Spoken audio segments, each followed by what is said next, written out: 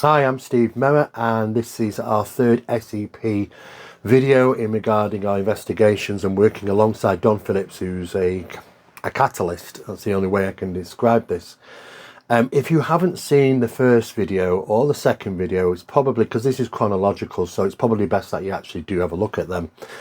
And I also want to mention that, going right back to the beginning, I didn't really want to work with this gentleman.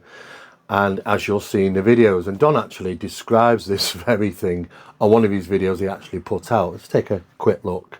When I first introduced the idea of Phenomena Project to Steve, he had seen my work.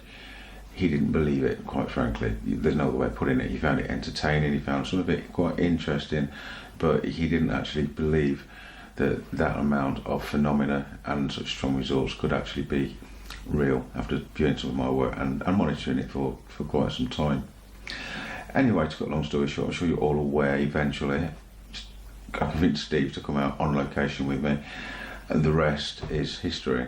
So as the years progressed in regarding the investigations I've been involved in, I took Don Phillips with me. I was also asked to go along with him on some of these investigations, and together we conducted investigations, and it was actually very good, because Don is an exceptional investigator. He's very rational. He finds rational explanations when necessary to deliver to the clients, to let them know, and he tries to resolve situations for people, and that's something I like. It's not about us, it's not about what we capture, it's about that client, and it's about making their life better. The witnesses, don't want to stay in these locations, are very traumatized in some cases, and that myself and Don are on the same page with, which was very refreshing. However, you have to say, whilst being on those investigations, there has been opportunities where I conducted experiments which were very interesting, and also Don does what he does, and he manages to capture some very interesting vocals. On this particular investigation, it took place in Audenshaw, which is in Manchester in the United Kingdom. A young girl was being frightened from her home regarding disturbances, and I went in there with Mr. Phillips. And I also took a colleague of mine who works in television called Helen McIlveen, and she was very intrigued, and we talked during the investigation. She wanted to know what is our process of investigation, what we do, and some of the things that were found there or discovered there during our time was very interesting. Hi, Steve. Hey. Earlier on, I spoke to Ashley, and she explained what's been going on here and where she's up to. What exactly happens now with you and Don Phillips? Yeah. Well, really, it's an interesting point, because what we actually do is when we come in, we've got to initially assess what's actually going on. We've not actually started the investigation yet, but we've got to go in and we've got to kind of a generalised assessment, because we've got to work out what type of equipment, if necessary, and other items that we might use tonight. And of course, as things will unfold, it will kind of guide us as to what sort of experiments are going to be required during the evening. So is it the same pattern that you do every time? Actually, no. It's actually everything. It's so different every time. We just, we might go into a certain location and we are going to have to require certain pieces of equipment. But from what we've actually been told from Ashley already, is that there's already been a lot of interesting things that she's experienced, be it shadows, be it we've had a strange handprint that's been seen on the bed. Actually on the bed.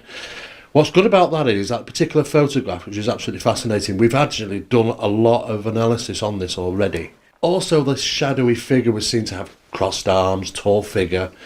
So we're going to be going to those focal locations in the home to find out if there's anything significantly going on in that particular room where this actually happened. She's obviously very scared, and she ran off and left home. So absolutely sincere. That's what the most important thing is that it was actually her family that initially contacted us, because she was a little bit, well, should I really talk to somebody about this? And it was a family who were very concerned. She got a little girl, and she's very concerned about her safety. And of course, this is why we're here, because we had the call literally a few days ago, and we're here.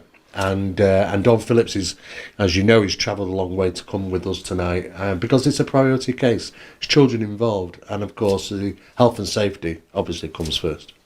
Do you think that people leave it too long before they get in touch? That's actually a very good point. A lot of people do actually leave it too long. But then at the same time, is there really a too long? Because a lot of people, I'll tell you what they're actually doing. The self-assessment. It's a self-assessment process. You kind of think, oh, I've just experienced something unusual. Is it going to happen again? You know, we have a kind of say, well, once, a fluke. 2, a very strong coincidence. 3, there's something going on. Now, of course, they go through this process. That can take a bit of time. But then after a while, they kind of think, well, okay, I'm going to need to get in touch with somebody. I'm going to have to tell somebody externally from the incident. What happens basically is people will take a considerable length of time to question their own sanity. It wasn't long before something commanded our attention. A crucifix had hit the floor. We'd heard it, but had it merely slipped, or did it have some help by unseen hands? It's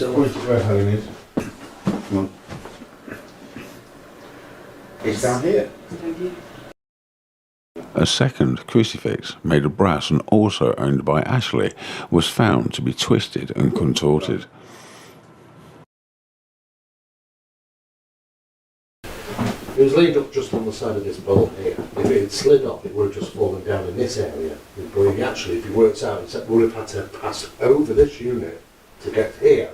And the central of this unit on the floor, there's absolutely no way it could have got from there to there without actually being some force applied to it. We all heard that, didn't we, Steve? We all heard it. We all heard it fall. Yeah. You know? Because what I'm going to do, I want to test it now as well. So if you put it where it was, right, I'm going to knock it with my finger from the bottom, because it would have slipped out, wouldn't it, from the bottom if it was going to fall, because that's the other thing I find interesting. If it's to fall out from the bottom, unless it fell halfway over here, I can see that happening, but it would have to come out from the bottom. So let's just say it slipped. It's quite a heavy cross. Yeah. It is quite a heavy cross. Okay, so let's try that again and say if it slipped, obviously it would slip from the bottom, so we'll just flick it with the finger. If I flick it... That's the ding. Yeah, there was a ding. Let's do it hard. It was over here. It was over there. And that was a lot more than a slip. That was me. We heard the ding, you know. Yeah. Yeah, okay.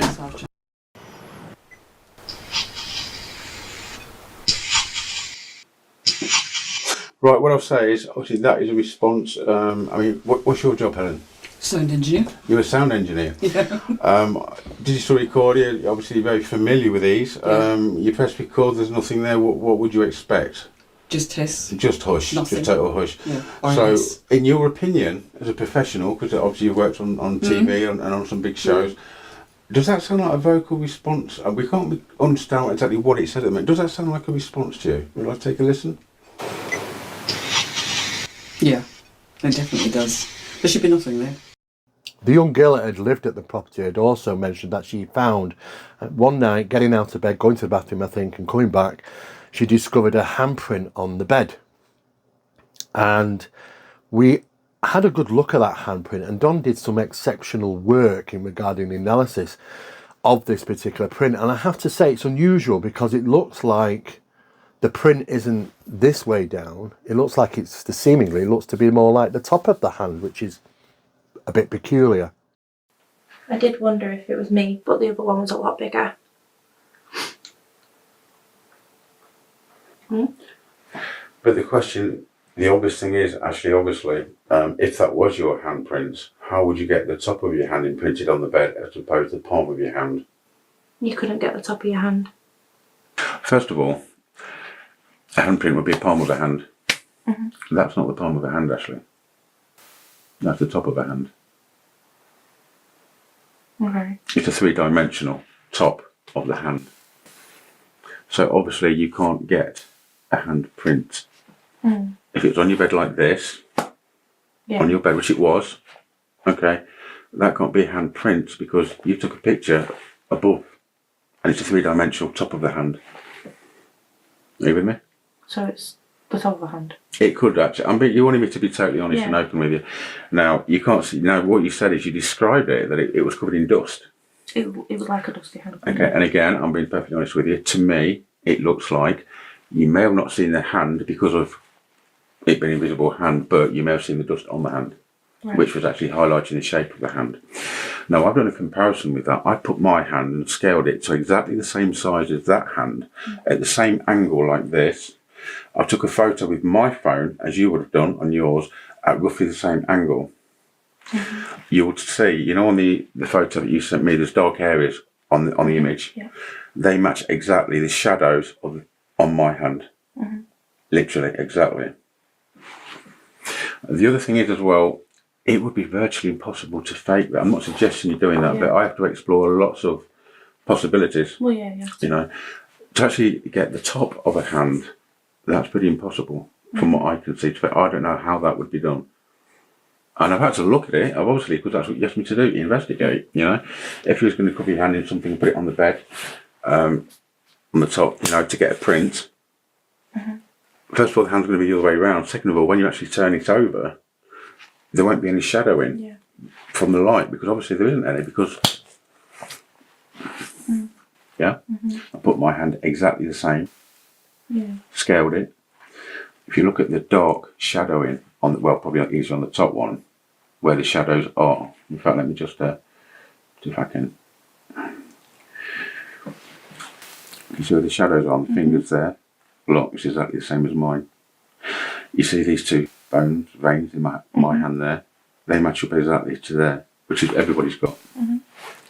So yeah, it is a hand print, but it's not the bottom of the hand, it's the top. Of course, checking out the location, there are a number of EMF spikes that we did get. I don't believe it was from the wiring, which was under the floor in this particular case.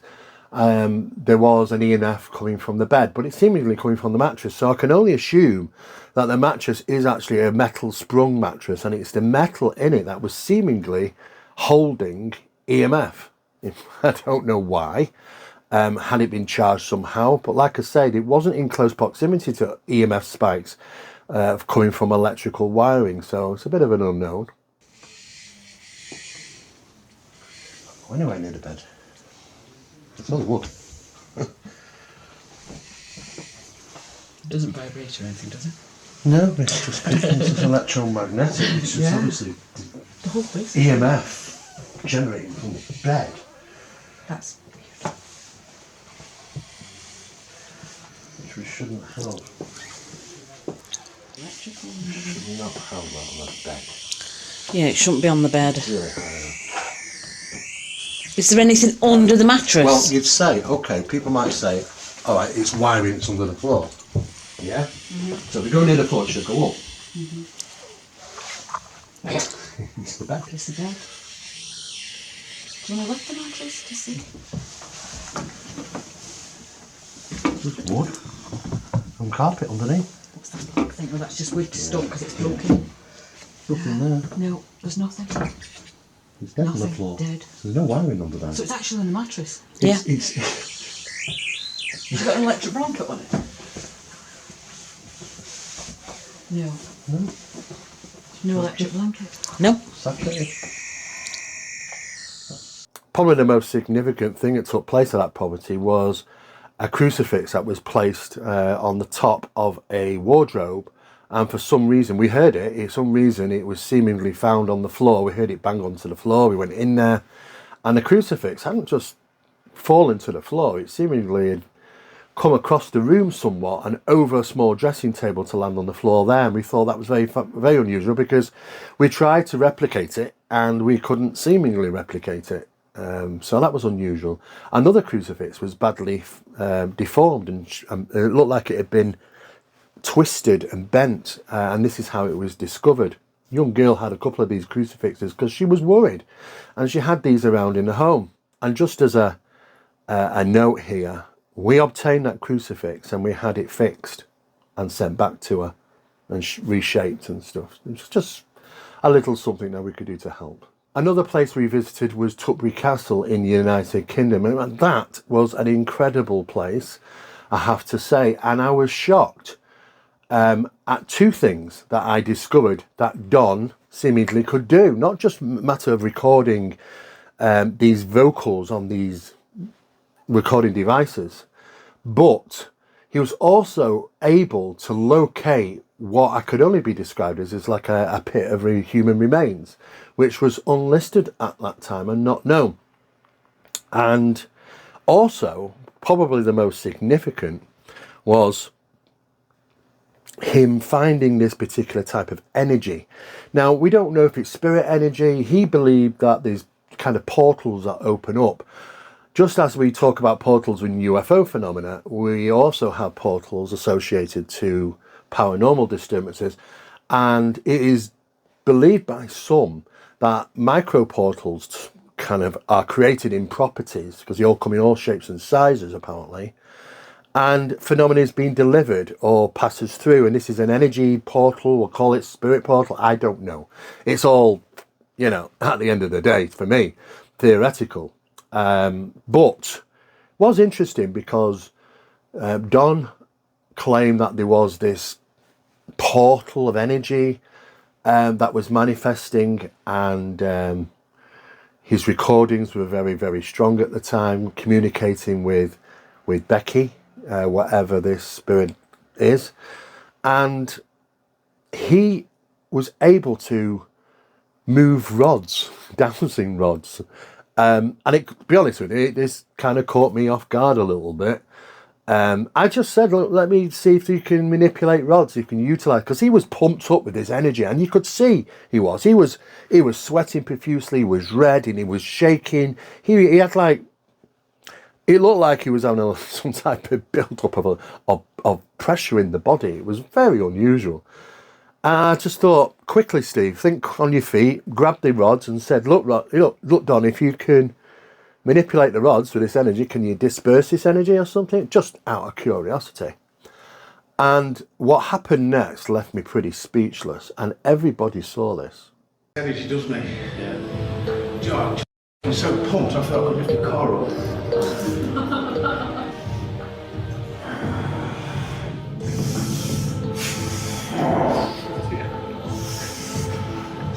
Oh, jeez.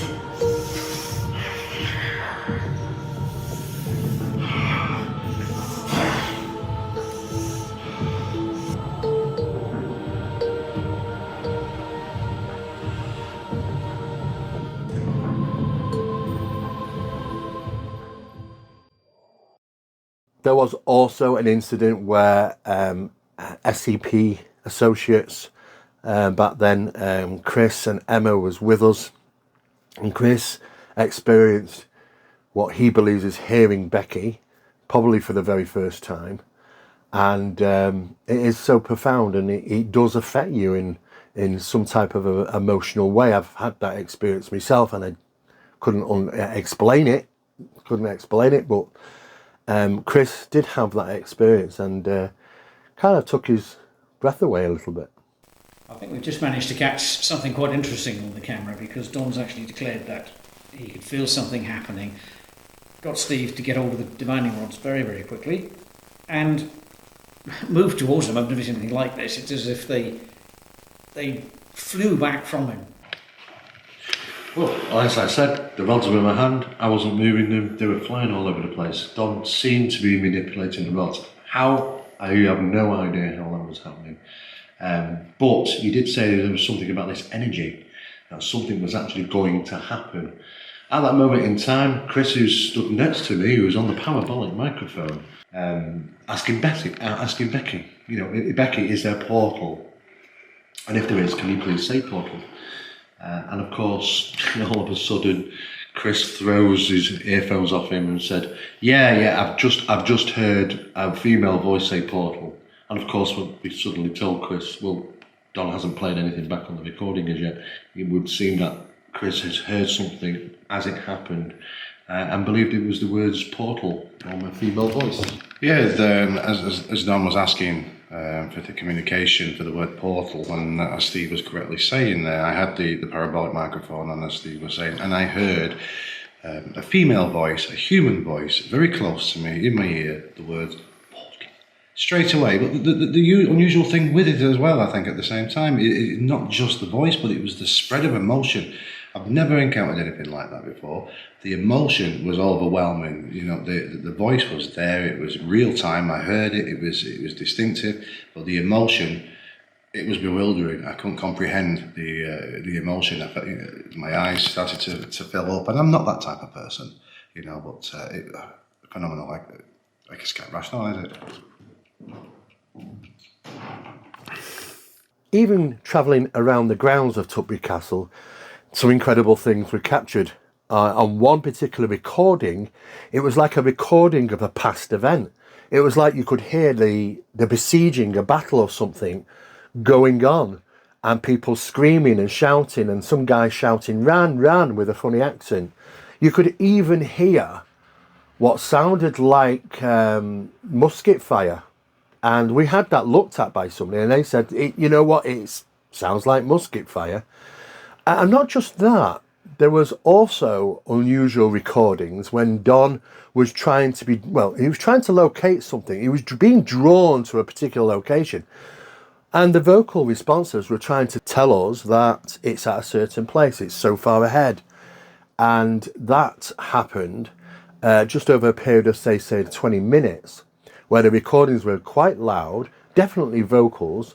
One of them said 11 feet away. And it was like taking us past near the car park and into the field until we got to the exact spot. And this is communications that we was having with Becky at the time. And Becky said basically, you know, you're 11 feet away, and then basically you're dead on it, sort of thing, excuse the pun. You're bang on it, on this location where this pit of remains apparently were. And there were some very strange vocals that you could find us over there, and which we'll play and let you listen to. But it was phenomenal, and that was outside on a breezy, windy night, should we say, distorting the sound. But even then, it was still very clear. We later talked with people in the environment who run Tutbury Castle, and they claimed at that time they didn't know anything about this so-called pit of remains or these bodies. But things were going to change on that matter as the time went by, which concluded that Don again was absolutely spot on in regarding this particular location. Very similar to what we see in the previous videos, where he was seemingly found a passageway or cave or some type of tunnel from one building across the road into another building, which was not known at that time. He was the only person apparently who's ever stated this, and later confirmed through investigation and research that he was absolutely right. So what is that? When you're picking up, is it an empathic ability? What do? You're drawn to a location and you match it out. Just as we have when we were in Cannock Chase, and Don was just suddenly took a diversion and off he went into the middle of the forest in pitch black at night. And he had this, I don't know, he calls them blasts. But the first time I saw it, I thought he was having a heart attack. And it did go through my mind, if I was to ring for an ambulance, how am I going to say where I am? I'm like, everywhere around me is pitch black. All I can see is trees. I don't know where I am. In the middle of a forest in Cannock Chase, which is a very big area. I thought, well, what do I do? Luckily for me, it wasn't that he was having a heart attack. This was the first time I'd actually seen him have what he refers to as a blast. I don't know what it is, if it's alleged spirit energy or something, but sometimes it looks to cripple him sometimes. It looks in a lot of discomfort as well sometimes, and all this is trying to manage the energies. I don't know. I've not got the answers, and I don't expect to have those answers because, what is it to test? How do we prove this? But at the end of the day, I've seen this enough to say it is legitimately happening to him. And further tests need to be carried out in regarding test equipment, because we want to see what's happening to his body at the time of these incidents. Nevertheless, though, there was some very interesting communications at Tutbury Castle, and one of them was up on the hill, and I think it said, "You can find us over there." Let's take a listen to that. Don's up here on the hill, just overlooking Tutbury Castle. And what's interesting, he's been drawn up to this location, and and he's been getting recordings whilst he's up here in just this area up on top of the hill, where he's been told by all intents and purposes on these recordings that there are several graves situated underneath the car park. These are the sorts of things that he seems to be recording. We're going to put them through the amp and listen to them, and we can, see if they are how clear they are. But from here, I mean, Donny's 20 feet away, and we can hear them from here when he's playing them back. It's absolutely fascinating. So we're going to head back down and put them into the amp and see what they truly sound like.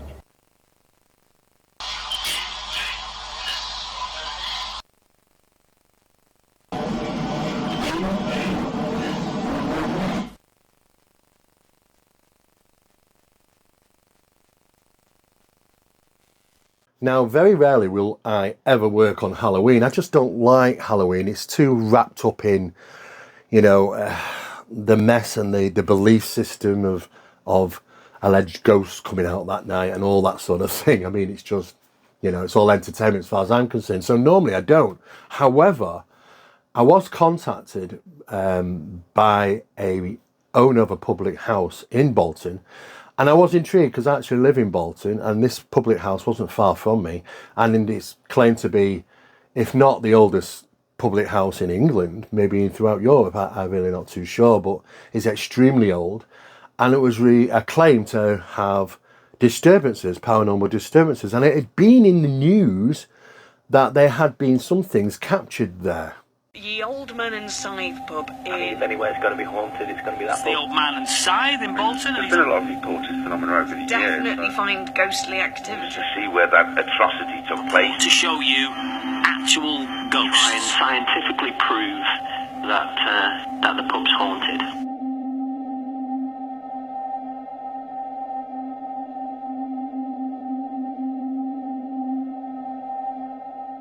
So I decided, throw away the idea that I shouldn't work on Halloween and just go for it. And I did. And I decided to take Don with me, and we visited the location. And that was very interesting because we were met by a TV personality who was also going to be there doing some type of live broadcast. And I thought, I didn't really know all this was going to happen. So I was very reluctant at first because I don't really get into all that sort of hype around Halloween and the paranormal and in haunted pubs and things like that all happening simultaneously. It's just not for me. I like to have a very controlled environment. However, they're a little uncomfortable. We did the investigation and some remarkable things were discovered. We've got two paranormal experts with us. We've got some volunteers. We've got Bolton Radio as well. So there's quite a lot of people in. For the first hour, the pub's just going to be a normal pub. But here on my left and here on my right in about 5 seconds. Joining you? Yeah, joining right now with a Dubonnet and a twist. Paranormal specialist Don Phillips and parapsychologist Steve Mera. Good evening. I didn't get a clap. I just had to end the call. Okay, so you're excited about this tonight, aren't you? I am. I'm always excited. And the possibility of finding evidence. That's what my job is. I come along and find rational explanations. I'm here to debunk as much as I possibly can. That's what my job is. And it is something which I can find evidential. There's me. Hang on. There's me. How can I be on there? Look, that's fantastic. That's brilliant, isn't it? Absolutely. That's what it means. It's actually delayed reaction. Yes, okay, get rid of him. There you go. He was better looking in real life. So you say you come here to debunk. You come here to find, come here to search. I mean, you've obviously taken part in hundreds of these events over the years. So why is this place so important? Why is this place so special? Well, it popped up in the newspaper. That's what caught my attention. But you said to me already. You already know that something. You're feeling that there's going to be some special things tonight. Well, no. What I'm basically saying is that this is going to be something different because now our viewers are going to learn a little bit about tonight. About how what we're going to be doing is different and what they tend to tune in on a Halloween night, because for me it makes no difference if it's Halloween or any other night, and it's always been that's always been the case, but it's about what evidence and how we find it, and at the end of the day, is this haunted location? Well, haunting is just a word as far as I'm concerned. Do we find evidence to support the theories that this place, it's old, there's a lot of history to this place, but Doesn't mean it's necessarily things are going bump in the night. I'm here to try and find out if there's rational explanations. If I don't find them, it's my job to try and come up with evidence to support that there is something paranormal. Things that go in bump in the night could be, for those who've witnessed things here over the years, a slight, under-exaggeration, if there is such a word. You've been here a couple of times, you've taken part in investigations here, and you've indeed captured and experienced stuff. Absolutely. So let's start from day one, your experience of why do you think this pub is haunted? Why do you think this pub is important? Well, I wish women to come in and check it out. Obviously, I've got a reputation. I'm very successful at what I do, and he just sees some of my work that I did before. So he says, "Will you check it out?" It came in. First indications when it came in was it was flat. It was very, very flat. In fact, it remained pretty flat all night. But saying that, Now, when you say flat, assuming I've never lack of energy. lack of energy, Yeah. no vibes. No vibes. But when I arrived here tonight, I walked up the street with Richard, and I'm not just saying this because there's nothing in it for me. There was vibes galore, and I haven't had a drink or anything. Yeah, there was vibes galore. I felt it very kind of strongly. Is that because it's Halloween or what? Oh, do you know, it's very much similar to the last time. Like I said, it was very flat for most of the night, but then there were like what you call pockets of what some people have described as energy, where it would be quite strong in places for a few minutes and then it'd go pretty flat again. And that's what I was concentrating on last time I was here. Every time it got strong, I took a recording, and you've heard some of them recordings. In one particular location of the public house, there was a number of people there. I was with Don, and there were a number of other people there, and I believe Jackie, who was also there, who's also conducting the investigation and helping us out. And Don was doing a recording session with his recorders, but what was really interesting is that when he presses record, it's completely silent. Everybody's completely silent, and you hear nothing at all for 10 seconds until he usually presses play. But during that time, he did the record, he pressed stop, and he said, "Did anybody just hear somebody say, yeah?" Of course, nobody heard anything. I didn't hear anything. Nobody else heard anything. But surprise, surprise, on the actual recording, it was captured. So that's really interesting for me, because it's sort of, Don is hearing it. Other people aren't, nobody else is, but Don hears it and this happens on occasion. Don hears these voices, these vocal responses, and nobody else does, but it's actually caught them on the recording device. And sometimes those recording devices are even video cameras. It's a bit crazy. Nevertheless, though, he played it back. It was on there, demonstrating that, well, is this, some type of, is clairaudient, and he's picking this up sometimes. And sometimes it's really difficult, because Don says to me, "Have you said something? Have you heard?" I've said, "I've heard nothing, I didn't say nothing." Sometimes it seems that he can't identify the difference between a real sound generated by somebody in the environment or a sound generated clairaudiently, obtained clairaudiently. It's very profound, but it was an interesting discovery nonetheless. A couple of guys who were trying to educate. He's not skeptic. He's a skeptic. He's open-minded though. So can anyone say anything loudly? That would be good. I don't care what it is.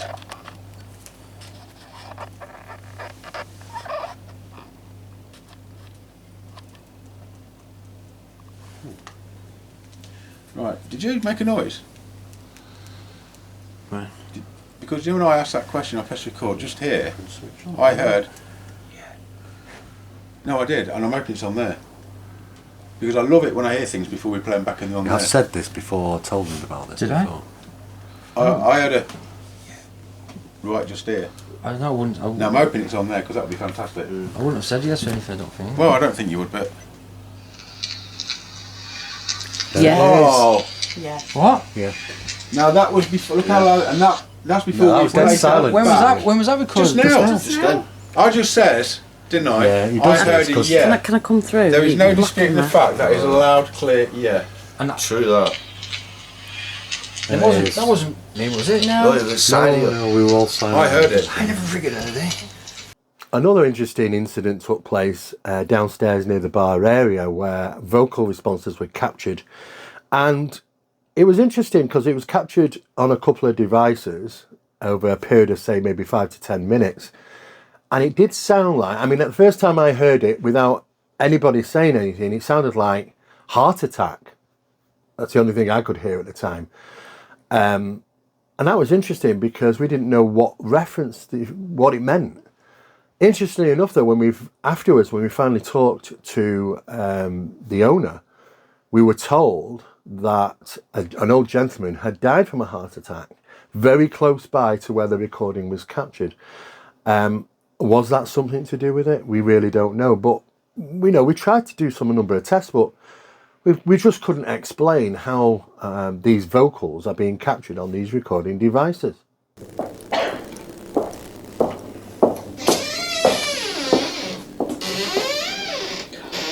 Press stop. Yeah, bring it straight into the room. Be quiet. Okay, we can try it straight away, can't we? Well, I think it's better all in one frame, isn't it? So, yeah. Okay. Right, let's have a look, see what we've got, if anything. So,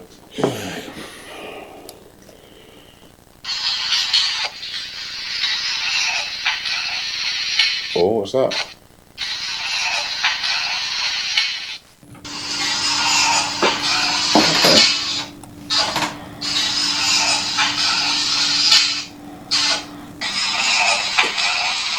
Often when I go into these particular places, I do a kind of a rundown as to what we're going to be doing, what sort of equipment we're using, the different type of experiments we're going to do.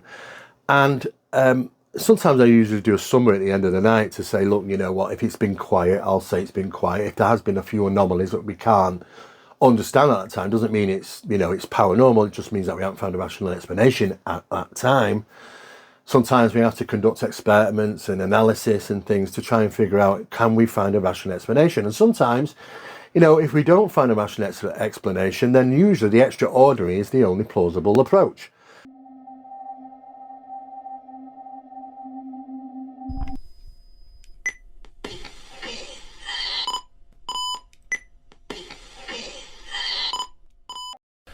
The night's still young, and there's already been some fascinating recordings that have been captured on our audible devices. Whilst Don was downstairs with Richard, the landlord, he took a recording, and it was absolutely incredible the response he got back. Definitely a female voice. But most of all, absolutely amazing, was an old man's voice that said, "I'm a soldier." And it was so clear and distinct, we had to make an immediate note about it. So, like I said, the night is young, and this is only a small part of the building that we've actually ventured forth into. So there's a lot more to do, and probably a lot more recordings to be able to be captured. Again. We're here at the Old Man and Scythe, a public house in Bolton Town Centre. Built in the 1100s, in the 11th century. Very old building, and noted to be, said to be paranormally orientated. It first popped up on the scene a number of years ago with a piece of video footage that was taken in the bar area, apparently on CCTV camera one night as it was running. It hit the headlines, national papers, and it was an interesting piece of footage. Apparently during the middle of the night when nobody was here, caught on CCTV footage just over there at the bar. Though I was aware of it, I didn't really give it much credence. You see a lot of these videos, and I'm usually very sceptical. I decided to pay a visit to see the landlord, Richard, along with my colleague Don Phillips. And we were asked to stay at the location for the evening, and we did. And though I'm very sceptical about the people's claims, I did talk to staff. They reported a couple of paranormal incidents from the toilet area. Apparently the female toilets in this location is said to have had a number of disturbances in there where people have experienced being touched or prodded. And I think in some cases it could be psychosomatic. A lady even tonight came out of the toilets, an oldish lady who was in tears. And she said she'd had a bad experience in the toilets, but I think it could be just psychosomatic. After all, she was filled with prior knowledge and expectation. Though I have been around the place, I've not found anything to say, for me, to suggest it's an extremely haunted location, even though that they've been publicising that this is in fact one of the most haunted buildings in the world, which it isn't. As far as I'm concerned, it's not something we stated. This is our second visit here with Don. even though that Don has captured some interesting audibles or vocals, what seem to be vocals on his recorder, at a time when it's silence all around. The recorder wasn't in his hand, it was placed on the top of a box, pressed record for 10 seconds and then pressed stopped and played. This happened numerous occasions and on numerous different devices, as well as my recorder as well, which again caught audible phenomena. Does that make a place haunted? I'm not too sure. Well, if you say get out, you know what? I believe in manners, a little bit of respect, and get out is not going to do it for me. So if you want us to leave, you ask politely, but tell me why at least. Can you do that?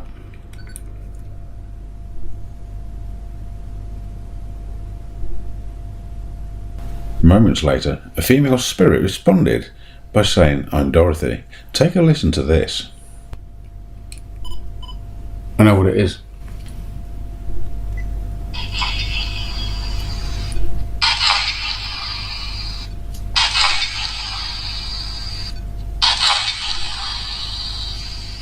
But I've not come across anything that would indicate for me that it's a highly active place in regarding paranormal phenomena. And is there an overwhelming amount of evidence to support it? I don't think so. The interesting piece of footage we are looking at, we are conducting some analysis on, and we might be able to replicate it. We've got a few queries about it in regarding why the footage is speeded up, why when it's running at normal rate it seems to be something like 1 frame per second when a CCTV camera should be working around about 30 frames per second. It's questionable. But we're here for another hour and a half. This is our second visit. Even though it is October the 31st, yes, Halloween, it's no different. Well, that was interesting. I was doing a wrap up. I mean, there was quite a loud bang that was heard. It was perfectly timed. Again, no explanation what those sounds are. There were claims that a ghostly figure had been caught on one of the CCTV cameras in the pub, and this is what had gone to the newspapers. And of course, it all gets blown out of proportion, as you can well imagine. But we did try and conduct our own experiments whilst we were there to see if it could be replicated. And it was kind of hit or miss. We might have been able, it looked very similar, but it wasn't identical. And so it was just left unknown at the end of the day. We don't know what that initial thing that was caught on CCTV camera was. But we certainly had a damn good stab at trying to rationalise it.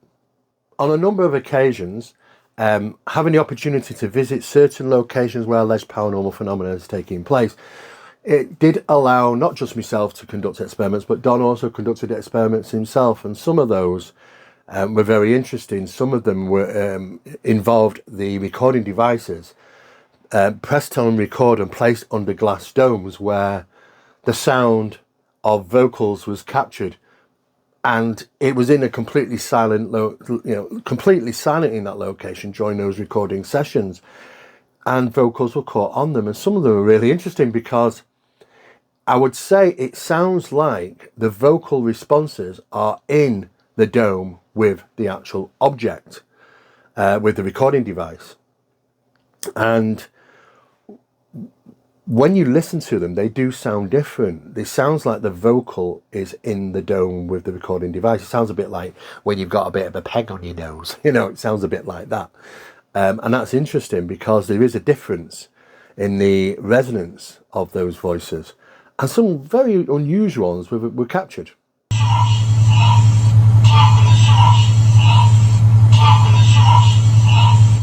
Very interesting, that is. And my recorder is currently underneath the dome, which has been picking up quite a lot of interesting voices.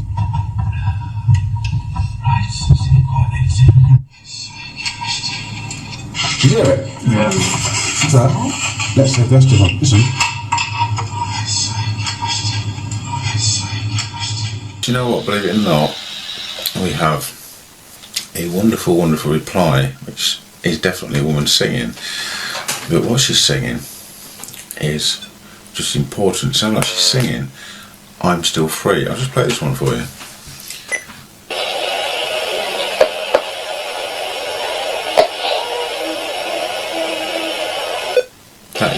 sound is.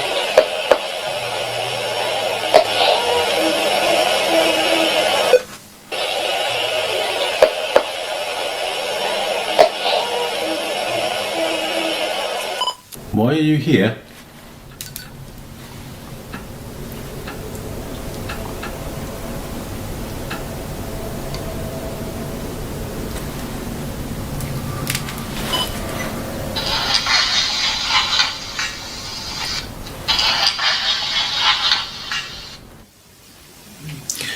I would really like to hear the child.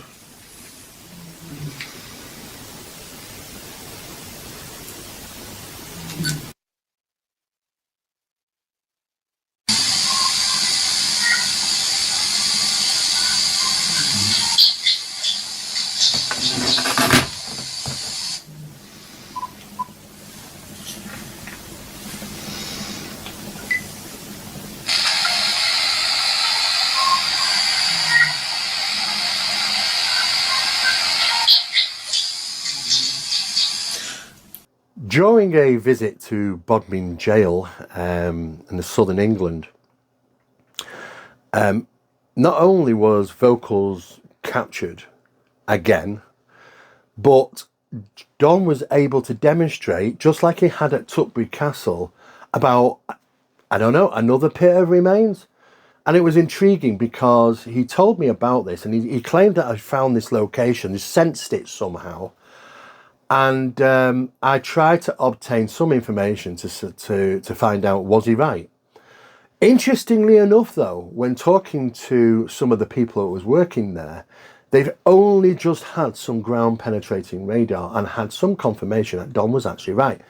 Interestingly, it wasn't public knowledge. Again, so how's Don managing to get this information when it's not in the public domain? He's obtaining it other ways, and he's telling me, and I have no idea. But there has been other occasions in the past. There's so many, I can't throw them all into a video, but there's been times when Don's located what seems to be a body in a wall, an old cellar wall, I believe, of a public house, and a body was found, and police were called, and all sorts of things. So he does seemingly have multiple abilities, housed under the reference of extrasensory perception, and it's that's what fascinates our establishment, the scientific establishment of parapsychology, SCP, to be able to go into locations and conduct experiments and tests, because rarely does this phenomenon come knocking on our door. So it's a perfect opportunity to conduct those tests and experiments and gather data. And again, Don seemingly demonstrate that he's clairsentient, he's sensing something, and he's been able to relay information which is probably later confirmed. I found those particular cases very fascinating, especially when it's not in the public domain, the information. Now, something really interesting has just happened. I'm out here talking to Mark, and this is the guy who works here on a regular basis. And as I'm chatting with him, Don comes out with an unusual expression on his face, and he's kind of walking around in this area. First thing he says to me is that we're missing something. There's something we're missing here. Wasn't quite sure what he actually meant, and of course Mark was like looking at me and I'm looking at him trying to figure out what's Don talking about. And then Don just comes out with this one line statement, kind of took me by surprise. He said, there's a pit here, there's a pit of human remains. I looked over at Mark. Mark was just completely poker-faced, you know. I didn't know, I'm not aware of anything here regarding a pit of human remains. And he kind of walked around this location, and Don was quite adamant that it was in this location. Now, interestingly, whilst Don is up there looking around, I'm talking to Mark very quietly so Don's not hearing. And Mark turned around and said to me, yes, we've just had it, ground penetrated radar.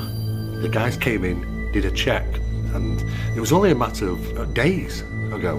And what's really interesting is that they said in this location they did find something which was referred to as what can only be described as a pit, where there was some information to lead to believe that people were thrown to the death in that location, right down. They just basically threw them down and they died.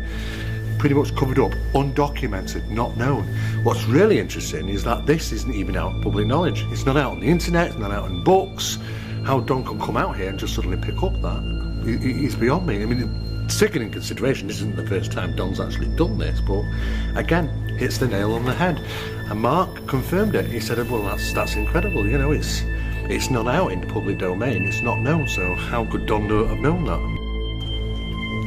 Well, Steve's just said it's quite interesting. I mean, it's up past midnight now, and to come out here and watch Don running about the place and connecting with this energy out here, it was great. We have had the place just scanned. The area where he was searching would have been the outside perimeter wall of the original 1779 jail, so there's a good possibility that this is the location where they would put the bodies from the building itself. The ground radar clearly showed 2 vaulted rooms down there below the ground, so it's only a matter of time before we start exploring and digging to see what we find. So I'm looking forward to see what comes next and what he picks up on as he's moving around the building. Myself and Don also visited Scotland. I was there conducting a lecture at the Scottish Society of Psychical Research, run by a colleague of mine who was the president at that time, Nick Kyle. And I do find it more than intriguing, but quite fascinating, that you can take a quiet space and produce on a blank dictaphone vocal recordings which are difficult to explain. We had the opportunity to look around some fascinating places in Scotland. One of them was the Laurel and Hardy Museum. Don was with us again, doing his thing. And whilst we were looking around, he caught a very unusual recording. It was quite comical. It sounded like bricks and bottles in a kind of a Scottish accent. I don't know. I really don't know, but it was fascinating. And Nick Cowell was there to witness this. And of course, when I went to conduct the lecture, Nick wanted to mention about some of the work that Don had done and this very quirky thing that happened on this particular recording, which we all kind of found amusing at the time. Anyway, we're now back in the car, we're heading back. Now I'm going to play this rather bizarre recording if I can find it. Hang on. Bricks and bottles. Check this out, guys. And I thought I was sceptical, but when I was speaking to him, I thought, oh right, there's other standards of scepticism that are like even more rigorous than mine, and that was a wee bit of a surprise. And yet at the same time, he's open-minded, and it's that balance, it's getting that balance. Plus he's friendly with it.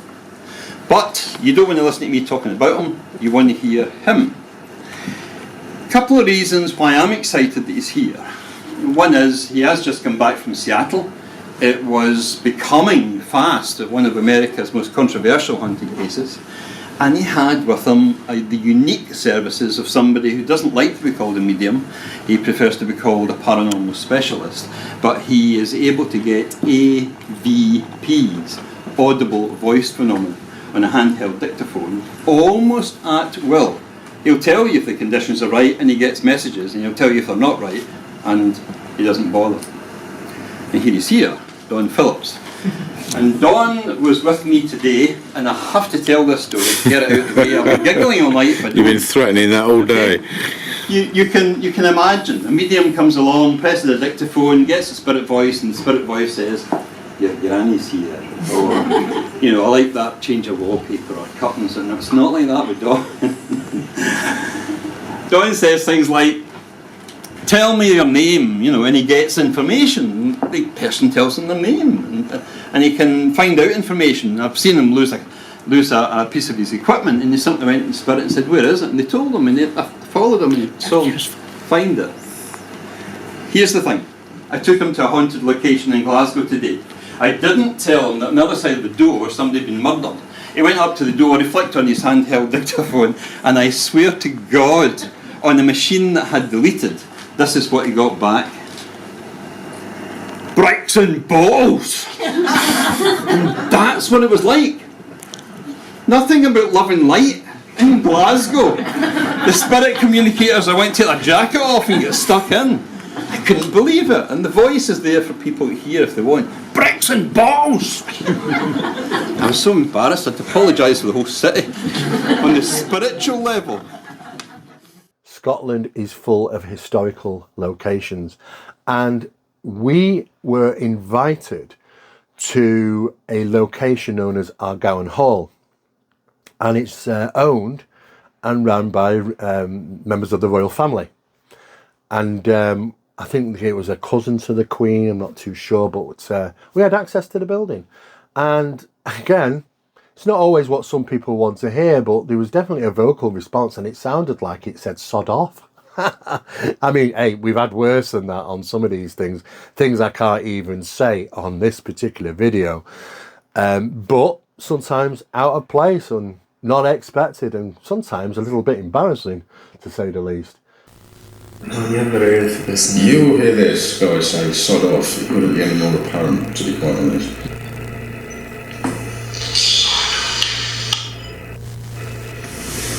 Play it again.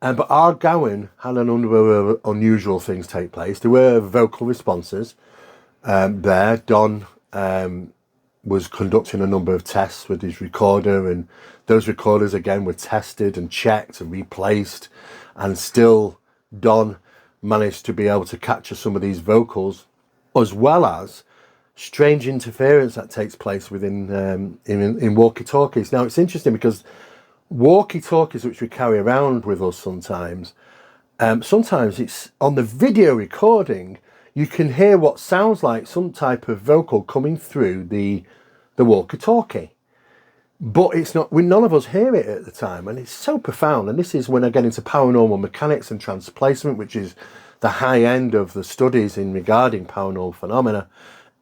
We start to see a pattern of events that is beyond the normal physics and understanding of equipment when it comes to paranormal phenomena.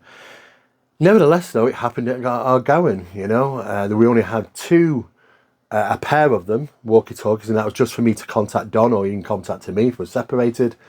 And yeah, they get called, they get, you know, it's some strange things. I don't know if it's just down to interference or what, but we've seen this a few times during our investigations, and we've no explanation for it at this time. Not an explanation that I would say is readily available for us to say, yeah, it's definitely this. Of course, these things can fault and maybe can be triggered in some ways with similar other frequencies on the same bandwidth, but nevertheless, it just doesn't happen very often, and they are screened quite well, these particular walkie-talkies. So again, no explanation for it. Calling. That's not you calling. That's not me calling. Well, I'm not calling. Who's calling me walkie-talkie? That's a call. Can you just put yours down? You need the camera on reach. There it is. Where's the other one? No, the other one's in my pocket there. No. That's not even switched on. That's not even on. Probably one of the most important investigations that took place was when we went to Ireland, myself and Don, and we brought an associate in Gunner with us, and he was from Staffordshire FM radio, and we'd been there to do an investigation. He wanted to come with us. I mean, you got a taste for it, of course. But the reason really going for Ireland is that I managed to contact a friend and colleague of mine, Barry Fitzgerald. Many people will know him from the Ghost Hunters International TV show, where he was one of the lead investigators for many years. And I explained to him about Don, and that I am stuck in regarding trying to find rational explanations for a lot of these things I'm experiencing. And Barry Beanboy said, well, you know what, bring him over, I'll test him. And I thought, fantastic. Don was asked to come with me along with Ian Gunner, and we headed off to Ireland. In the meantime, Barry was, apparently, I didn't know, was picking out a number of locations to go to really test the limits, or capabilities, should we say, of Don Phillips. And I was told, absolutely none of us were told anything. We don't know where we're going, what we're doing, why we're there. But it was very, very intriguing. And some of these locations were pretty out there. I mean, unusual. There was a series of caves which we visited. And of course, Don wanted to get in there to see if there was anything unusual he would capture. And that was a fascinating location. Steve's there. He's just still. I think he's recovered now. Steve, have you recovered from your little? I reset the pacemaker and fine now. You what? I reset my pacemaker. Oh, you reset your pacemaker. I thought you said you'd set the pace. I was saying, I said set the pace. Definitely no, I not. was just following Barry. He's trying best to keep It was up. like SAS, you're tough enough. That's what it felt like, didn't it? You know? We've joined Barry Fitzgerald, as we told you earlier, and it's been a pretty full, pretty intense day, to be honest. Some incredible information. Not exactly what I was expecting, but Don Phillips doing his business yet again. It was quite something to see. We began the day, Barry took us to the top of our first mountain, the first of three. Beautiful sights, just to give us a kind of an insight into what it was like, I guess, the local area, what we to expect. You know, I guess a sense of the landscape, a sense of some of the history that was there. He then took us off and we went to our first location, which was Kesh Caves. There's fantastic scenic places here in Ireland. We're actually tonight, or say tonight now, at the caves of Kesh. I've had no information about these caves whatsoever. Apparently they have been known for all sorts of kinds of rituals. I'm really intrigued because when we pulled up in the car, I can feel the energy already, just literally on this road, and we are quite a long way from them. We've got to hike up there, as you'll see in a moment. Apparently as well, Barry's got something most intriguing planned for tonight that he's really looking forward to. Again, stunning location. About 7 or 8 caves all in a line, alongside one sort of, I guess, massive hill / mountain number 2. Took us about 15 minutes to walk up to it. Not exactly what I was expecting, and probably I don't think exactly what Don was expecting either. We made our way into the caves. Beautiful area. It really was. Somehow, as a new member, as somebody who's been invited along to the Paranormal Project, I got nominated to go along with Don through a 20-foot crawl space. And when I say crawl space, I mean crawl space. You'll see it yourselves from the video, but there's no room to move. At one point, you know, you're practically sandwiched between like 2,000 tons of rock. You know, simple.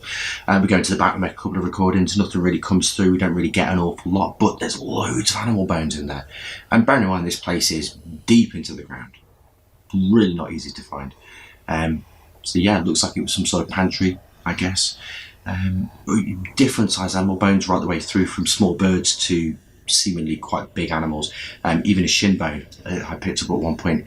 Now it turns out that actually there was a bear, the archaeologists say, was found in there, as well as wolves and other animals as well. There's scratch marks all down the wall. So that was pretty impressive. I think me and Don, certainly I was expecting for it to be more paranormal, let's say. I think in hindsight, looking back, Barry had said that he'd had a couple of experiences. I mean, Don did have a bit of an experience, got a surge of energy in the sort of chamber next to the chamber that we actually went into. So I think we were expecting a little bit more, but Barry himself said that when he'd gone down there, his dog didn't follow him. He hadn't got into this. So maybe we were just finding out a bit more information for Barry, maybe on what could have been there. The second place we visited in Ireland, where Barry had taken us, was an underground chamber, and it's on the top of a hill or mountain. It's on a top, and once you get up there, you kind of go underground, and it opens up into quite a vast cavern. And to get there, though, we have to drive down a particular country road, open a gate, close the gate behind us, and carry on. And all of a sudden, Don wanted to stop. I was driving, and Don wanted to stop. I don't know why he wanted to stop. And he said he was picking something up to his left, and walked off with Barry to discuss with Barry what he was picking up. Interestingly, as I say, none of us were aware, except for Barry. This particular location that Don suddenly wanted us to stop, there's nothing there visually. It just looks like a bit of a marsh, a field, whatever. Nothing in sight. He was picking up that there was a village there, and people who, you know, there was bodies and people that passed away and that sort of thing. And what was interesting is that he was absolutely spot on. You know, Barry confirmed it, and I think it surprised Barry that Don had picked up on that, because, like I say, you'd walk right there past this place every single day and not know there's anything unusual in this particular area. But that was just on the way up to the hill, And we did get up there, and we managed to go down into the cavern. Barry explained he believed there's some type of ancient doorway, ancient vocals come through the wall. Don did a number of recordings, and light phenomena, little flashes of light were seen apparently down there. When we climbed back out, we were just stood right next to the opening to going down underground. And Barry was talking with Dom when there was an interruption of a vocal. Don't know if you can hear it, guys, but at the time it would seem to be very clear to our ears. But I'll pump the sound up to see if you can hear. There's definitely something. And to us there, it sounded like a female vocal, which would have been quite loud down in the cavern. For us to hear it up there at the top of the cavern, at the entrance point, when it was windy and Barry and Don talking at the time. But it was captured, and we did get it on record, and we've had it looked at, and we're not too sure what it's saying. We're not even sure if it's even English, to be honest with you. It doesn't sound like it is. And it could be what Barry was referring to, these ancient language from some type of people that came to the Isle of Ireland in times before the Great Pyramids were built, you know, which may have come from the Middle East. It's so profound. But again, it was all about timing, because Barry wanted us to be there at specific time, at sunset. And this is when it's said that this doorway is supposed to fluctuate. I don't know. But I can certainly tell you that from going to Ireland a number of times and meeting Barry and going out to locations, oh yes, you know, things aren't just myths, tales and legends. Sometimes some of these things are fundamentally real and still take place. All right. Just drive really slow. Can you just drive really slow for a minute, mate?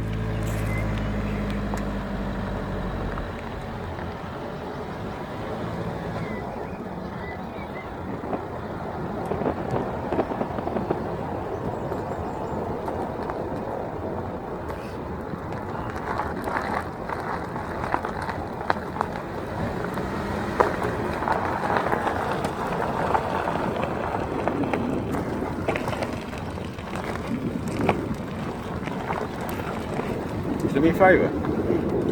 Can you reverse back up there?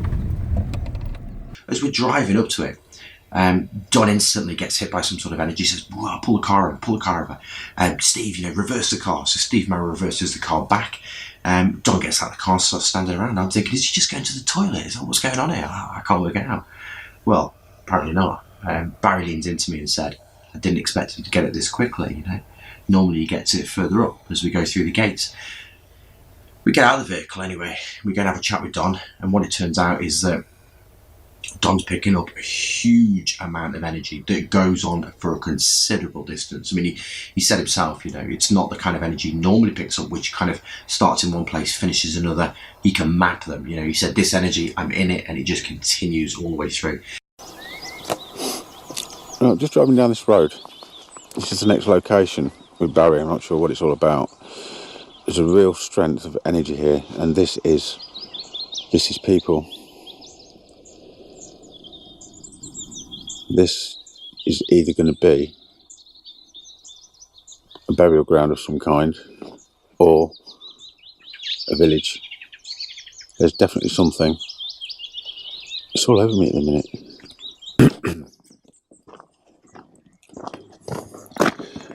Barry, where are you, mate? Is this significant? This is strange, it's very, very weird. But as he stands back up, he went, "Is there a village here?" He said, "I've got loads of people, but it's a people place, and there are loads of people." So it's one of two things. It's either a village or a cemetery. Barry confirms it is actually a village. Because I'm going to make no bones about it, pardon the pun. Do you know when I said the last location it wasn't a people thing? Yeah. This is a people thing. Right. And it's really strong people thing. So, based on that, to me, there's got to be one or two things going on here. Either there's a burial ground under there, or there's a village, or something. You're right up at the village.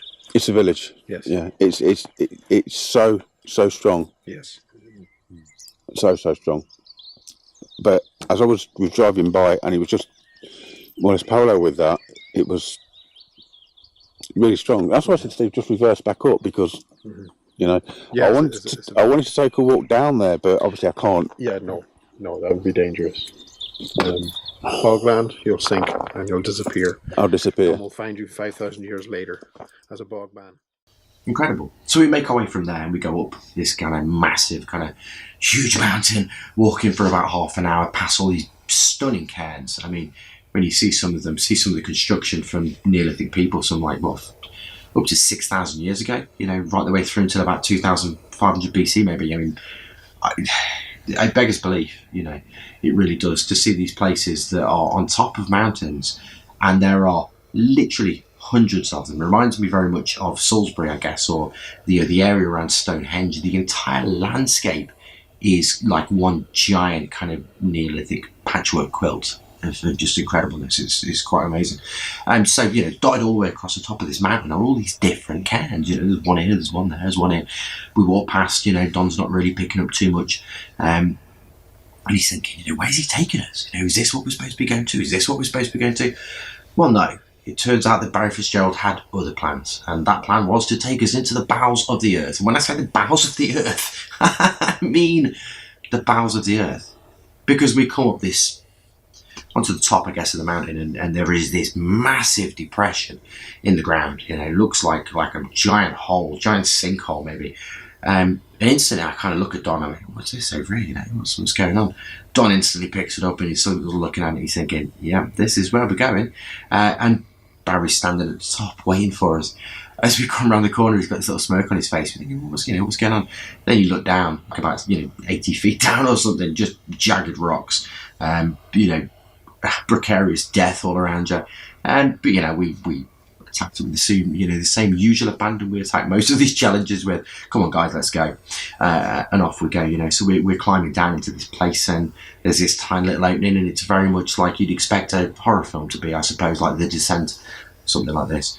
We go through this small hole in the ground, and you think, well, maybe we're there. No, there's another 30 foot of rock, even more treacherous than the rock that's actually in the daylight. This stuff is underground and it's pitch black, and near enough about sort of, I guess, practically vertical. It really is. It's insane. It's nearly 90 degrees. It's just bizarre. He's then really sort of struggling, going, what is this? What's supposed to be going on right now? And he then gets a recording that says something along the lines of against the wall, or up against the wall, or something like this. And Don's like, what? And then Becky comes through and says, to the right. And we're like, what?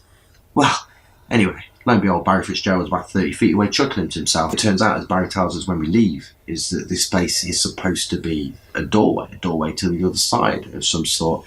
And we were racing to get there for dusk, because this is when the door becomes active. So as we arrive there for dusk, and we get inside, we start doing these recordings. Every sort of couple of minutes, 10 seconds, wham of energy, dissipates again. Another 10 seconds of energy a few minutes later, making it really difficult for Don to work. But I thought this was really going to be powerful when it came down, based on what Barry said before, but it wasn't. And I was when I was here, I was thinking something, but I won't say anything if I'm thinking it, because I've got to be sure that it is significant rather than guess. Okay, and I was just over there, as you know, guys, and there's a little twinkly light here somewhere, them little twinkly lights.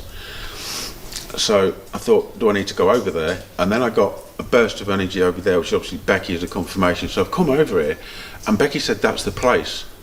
Now, that's three things that cannot be coincidental. And then on top of that, I've just got this rush of emotion, which is still here now, and upset. So, sorry?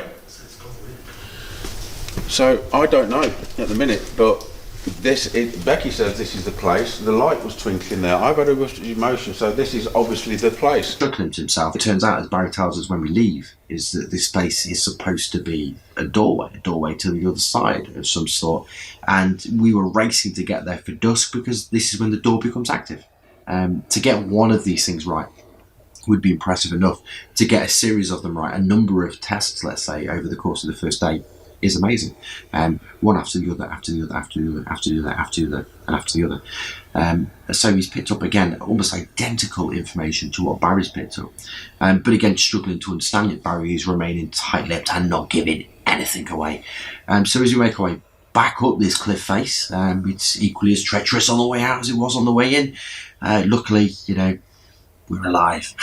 We make it out. As we're standing up at the top, Barry's kind of recounting the story to Don, and Don's asking him, saying, because finally now he can tell us once we've completed whatever it is we're supposed to complete. And he begins to tell us that this is the idea that it's in one of his books, and he says that this is some sort of portal, some sort of doorway, something like this. That, this woman had come through it before, and there seems to be some sort of guards as well, some men who really don't like people being down there. So yeah, as he's recounting this story, then off camera, this voice that is heard audibly, I believe, on the camera, but all three, both Don, Steve, and Barry instantly standing closest to the hole, looks over his shoulder like, what? Don's like, did you hear that? And Steve like, I think I've got that on camera.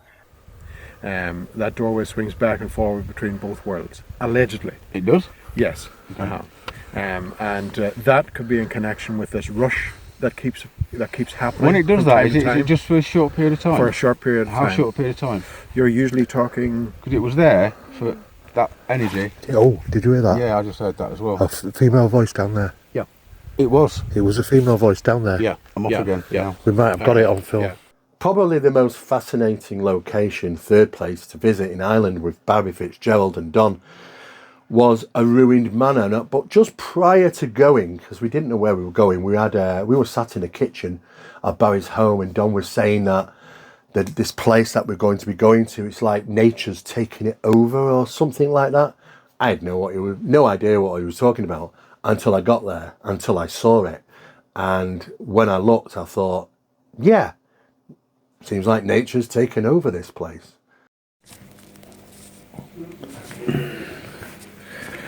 Would this be more associated with nature than what you would expect a house to be?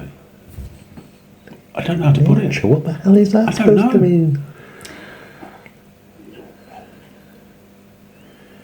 I think I know what your question means. A closer link to nature than what a house would be. I don't know. I think I know what your question means. I don't need to know. I'm just no, I won't confirm or deny, but I think I understand your question. Well, that's just no idea what it's supposed to be. Now, this particular location, Leashy Manor, I believe it's called, was owned by a gentleman called Phibbs. And during the war, he was stationed in Egypt. And he had, and this is unknown to us all at that time, obtained collectibles and even mummies and things like that from Egypt and had them, shipped over. And this particular manor house became somewhat of a bit of a museum as well. But apparently, word has it, is that some of these things had a connection with something paranormal, and it had been referred to as a jinn. And the stories have it that this jinn ripped through the household. It was angry and it injured people. It scared people. It was seen running around the place occasionally, manifesting. Some type of Egyptian type connected jinn. I don't know. But the story is fascinating to the point where Phibbs brought in members of the church and a number of them tried to clear the property, but they failed, absolutely failed. And they couldn't do anything. At that point, it was the time to just abandon the home, and Phibbs abandoned the manor and left it. And over years, as times passed, it was taken over, literally, by nature, just as Don said earlier, before even knowing where we were going.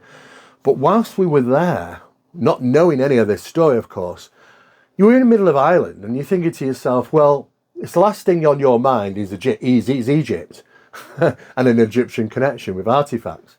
Just wouldn't even think it. But Don did, and I don't know how he managed it, but he was right and absolutely spot on, and that was very surprising. Again, he demonstrated profound psychic ability of obtaining information from an environment that the only people it knew was Barry and his partner and his wife Donna. Well, we're here at this location, and like I say, it's probably one of the most profound locations I've actually visited. And we're in the heart of Ireland, and just take a look at this behind me. Now this is a building that's literally just the trees have just taken over it. Nature's taken over it. And believe it or not, it's not that old. I've come across over the years just a handful of investigations where it actually has involved poltergeist phenomena, and it's a bit like tasting a lemon, you never forget that taste. I did capture some unusual recordings whilst I was there. Don certainly did. And he also clearly demonstrated that he had knowledge about not only that these artifacts had been brought to the home, this manor house, but where they were. And he was kind of psychically seeing in his mind, where bookcases were and where things were placed around the house. And even to the point where there was another building, maybe another floor, which had just gone, of course, and a cellar that had some association with the phenomena that's taking place there. Interestingly enough, Barry took us there on purpose because the phenomenon never left. It's still there, apparently, and people have come face to face with this, and nobody really knows sometimes what to refer it to. Is it poltergeist, or is it something a little bit different, a little bit more than poltergeist? And this is when we start to get into the jinn type stuff, and it was absolutely fascinating. For me, that was the most incredible location we went to, and where Don demonstrated some amazing abilities. So if we recap on what you've got so far, there was the building outside. You believe that this place was connected somewhere to some type of museum? No, it feels like it was a museum, but I know it wasn't a museum. That confuses me. What confuses me even more is I'm used to feeling energies of spirit people. Mm-hmm. Right? This is an overpowering energy. Yes. But it seems to be derived from different energies coming together to create this poltergeist activity. And you believe that there's multiple lines of energy coming into this place for the same reason that's creating this poltergeist phenomenon. For the same reason. And are you able to get anything from this particular poltergeist phenomenon? Is there any information that you can draw from it that you may have picked up on? I'm also confused. It's been here obviously a long time. Yeah. It's still here. Poltergeist activity does not tend to last this long. Mm-hmm. Okay. The people that were here, there is no way on this planet that they would not be aware of this. Mm-hmm. This is not a haunting or somebody saying, "Oh, we've got a poltergeist," like we used to hearing and seeing. Mm-hmm. This is full on 100% poltergeist phenomena. Mm-hmm. It is angry, and it's intelligent, and it's still here. Right. Okay. I've still lots of things going around in my head at the moment. I tend to ignore what I'm thinking and concentrate on what I'm feeling. Mm-hmm. Because if we start making assumptions and putting two and two together and getting five, so it's very sketchy at the moment. At the moment, I'm dreading what's coming out of that envelope in your pocket, but we will see. Well, anybody that lived here, I mean, I would normally associate something so strong that they've been dabbling in something or witchcraft or something. Okay, like a trigger. Some kind of trigger that was started on. This it's like it's their fault that this happened.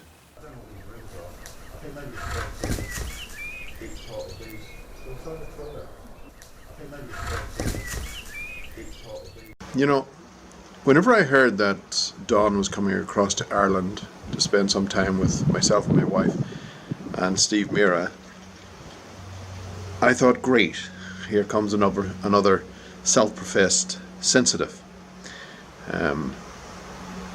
No doubt with outlandish claims. But getting to meet the guy and actually see the way that he worked, it really was a tremendous experience. You see, Ireland is rich in its living folklore and mythology, something which I knew he wouldn't be accustomed to. So I wanted to put him to the test. I wanted to see if I could break him down almost, understand how he worked. So I contrived 3 locations. Each had their own, I suppose, each had their own aspects on which they would test him to his fullest. The first, I gotta say, was to test Don. It was to see what Don brought to the table personally. And for that to happen, we had to go back in time to our prehistory, back to a Neolithic time, before the Great Pyramids of Giza. So we ended up at location, at Karakil, which means narrow quarter. A place littered with passage chambers. Later years, they became burial chambers. But there was also a site that housed a place that was linked to some of our old gods, the Tuatha Dé Danann. I wanted to see what he would pick up from there, because there was nothing on the landscape that would give any clues to what he was expected to communicate with. And straight off the bat, on the way into Karakil, he stopped. He got Steve to stop the car, and he got out, and he started picking up on a village. And there is nothing there to indicate a village. It's completely gone, thousands of years before. But he was right. There was a village there. We then went up onto the top of the hill and back into the subchamber, which is linked to the Tuatha Dé Danann. And sure enough, there he started picking up on a type of doorway, something which, according to legend, indicated that it was there. So it was very interesting that he was able to pull this out, but more to the point, I was intrigued by the way he worked. It was interesting to see how he was able to pick up the information from the environment, and also what was still on it. But interestingly though, he did make a connection, again a personal connection, with something at the site in Donegal. This was a site which has left a lot of Ireland with some pain. It's a site that has, well, let's just say it has left most in Ireland with memories of something that went on on the 17th of March 1972. But needless to say, he picked up on something, and he asked it to come back to the house. I never gave it much thought. The following day, we were standing outside in the courtyard. We were laughing, we were joking around, when suddenly the dog, Max, he started acting strangely. You know, when it's your own animal, you get used to him. You get used to his quirkiness, what triggers him, what doesn't. But this was out of his character, and he jumped up and started to go toward the back fence, and then he suddenly started barking, as if someone was there, someone he didn't know. Moments later, Dawn almost hit the ground when this particular spirit came from Donegal and interacted with him in front of us. It was a very overpowering experience for him. He had to go into the house to settle himself again, but strange nonetheless, and Max was even shook up. He kept watching the back fence. He patrolled the perimeter almost. But strange. But needless to say, his spirit guide never showed up. Day 3. This was the most impressive day, because we ended up going to Lachine, which is in County Sligo, right against the coastline. And this place for a long time was known as a haunted house. But a haunting with a difference, because it's not something that you would tend to pick up on, because the place is a ruin. Trees grew out the middle of it. And really what I was expecting from Don, if he was to use his sensitive abilities, was he maybe would have told me there was a ghost of a butler, or maybe a maid, or something like that. Something that would typically be picked up on, especially with a haunted house, but that wasn't the case. Don started operating in Don's way, and without the aid of his spirit guide, he started pulling information from the environment again. Information which I held in my top pocket in a sealed envelope. And he started talking about Egypt, a connection with Egypt. And this is something which really you really wouldn't get from the house itself, even to draw a link with Egypt in the mainstream in Ireland. Certainly wouldn't be a typical link to be made. Then he started talking about artifacts, where the artifacts were kept, and what was actually happening in the house. The fact that this thing was so rampant that everyone in the house knew that it was there. It was terrifying. Now I knew from the work that I did that it was a jinn. And I knew that the owner of the house, Owen Phibbs, had brought artifacts back in around 1916 and kept them in the house. And the place was known as a museum. It was one of the first things that Don had mentioned. It's like it's a museum. Owen Phibbs brought these artifacts back, but there was something attached. This jinn was attached, and it went mad in the house. Destroyed everything. People couldn't stay there. It became known as one of the most haunted houses, certainly in Sligo. But it's still there. Don didn't know what he was really dealing with. He had never come across that before. Welcome to Ireland, where timing is everything. You get your timing right, yeah, then you'll start seeing things. That twilight between day and night is very important here. And after around 5, maybe 10 minutes, it started to come back. And he started to interact with it. And I have to say, folks, it was one of the best examples that I have seen of a medium stroke sensitive. I know he doesn't like being called a medium, but it was certainly one of the best examples I have seen in a very, very long time.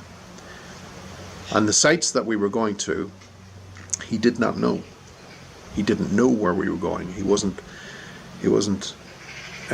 told beforehand. The only person who knew where we were going was me.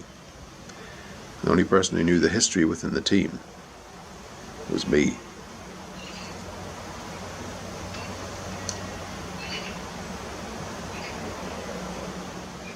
Well, I hope you've enjoyed this third instalment by SEP in regarding the work with Mr. Don Phillips, the Catalyst, and where we currently are at this moment.